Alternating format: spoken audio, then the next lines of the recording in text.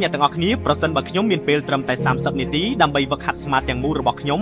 នឹងហាត់ dumbbell shoulder press 4ជុំ1ជុំ8ទៅ12ដងបន្ទាប់មកលើកដុំដៃទៅមុខ dumbbell front raise 3ជុំចំនួន15ទៅ20ដង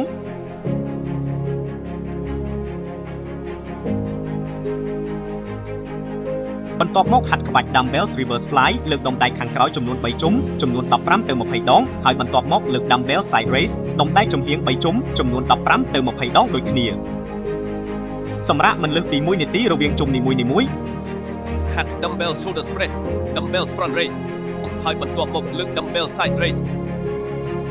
3ជុំចំនួន15ទៅ20ដងដូចគ្នាសម្រាប់មិនលើសពី1នាទីរវាងជុំនីមួយៗ